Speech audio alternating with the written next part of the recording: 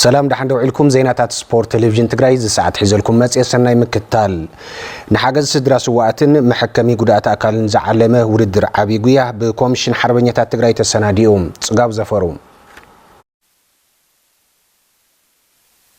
ብሔራዊ ሓድነት ንሕውየት ትግራይ ብዝብል መሪ ሓሳብ በአተሓባባርነት ኮሚሽን ሓርበኛታት ትግራይን ኮሚሽን ስፖርት ትግራይን ውድድር ዓቢ ጉያ ከም ዝካየድ ዝገልጹ ኮሚሽነር ኮሚሽን ሓርበኛታት ትግራይ ተጋዳላይ ናስር መምሑርን ምክትል አተሓባባሪ ብሔራዊ ኮሚቴ ምትእኻብ ሃፍቲ ሓርበኛታት ትግራይ አይተ ገብረ ህይወት ገብረ እግዚአብሔርን ቀንዲ ዕላምኡ ድማ ሓርበኛታትን ስድራ ስዋኣትን ዝሕገዝሉ ዕድል ምፍጣር ምዃኑ ይሕብሩ ገና ሕዝውን ከቢድ ገዛዕዮ እዩ ዘለና ከም ህዝብ ማለት እዩ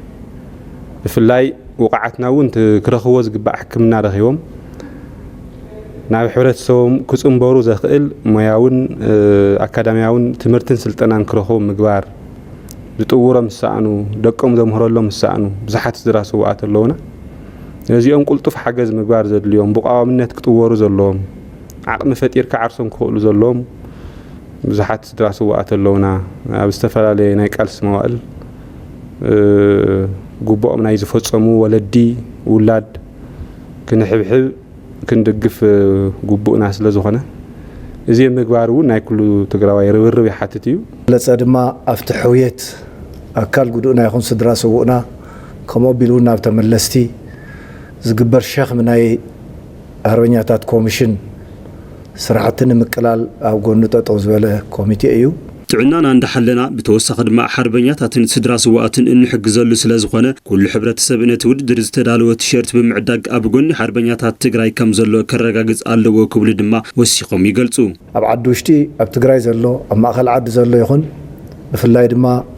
ቅድም እንትብል ብብሔራዊ ደረጃ ኣብ ዲያስፖራ ዘለው ተጋሩ ቅዱሳትን ከምኡውን ተሓባበርትን ደገፍትን ትግራዋይ ዝኾኑ ኣብ ጸገምና ንኽወጽሑ ብዝሓተት ናይ ሕቶ ዝገበሩና ምላሽ መዘጋጣሚ እዚ ከመስግን ይፈቱ ትጉያ ሙጉያ ይተዋሂሉ ጥራሕ ዝግበር ዘይኮነስ ምእንተ ኩር ዕላማ ዝግበር ዘሎ ጉያ ስለ ዝኾነ ኩላትና ታ ቲሸርት ተኸዲናያ ዘለና ቲሸርት ብምዕዳግ ኣብ ጎድና ሓርበኛታትና ዘለና ምዃንና ብተግባር ነርእየሉ ጊዜ ክኸውን ናይ ውድድር እዋን ክኸውን በዛ አጋጣሚ ጻውዒትና ከነቀርብ እንደሊ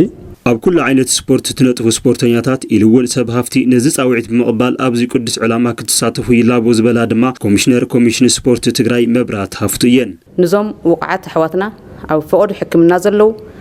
ንዞም ስድራ ሃርበኛታት ጠዋሪ ዘይብሎም ስድራ ሃርበኛ ተጋሩና ድማ ክንሕግዝ ካብ ዘለና ዓቅምታት ካብ ዘለና ሃፍቲ ብሽም ኮሚሽን ስፖርት ክልል ትግራይ ኣብ ኩሉ ዓውደ ስፖርት ተዋፍርኩም ዘለኹም ስፖርተኛታት ኣብ መላእ ዓለም ዘለኹም ስፖርተኛታት እውን ድጋፍኩም ክትገብሩ ብዛጋጣሚ እዚ ጻውዕተይ ከቅርብ ይፈቱ እቲ ውድድር ኣብ ዝተመረጻ ከተማታት ትግራይ ካብ ጥቅምቲ 16 ክሳብ 23 ክካየድ እዩ ክቡራት ተመልከቲ ዜናታት ስፖርት ኣብዚ ፈጺምና ለና ኣመስግናኩም ሰላም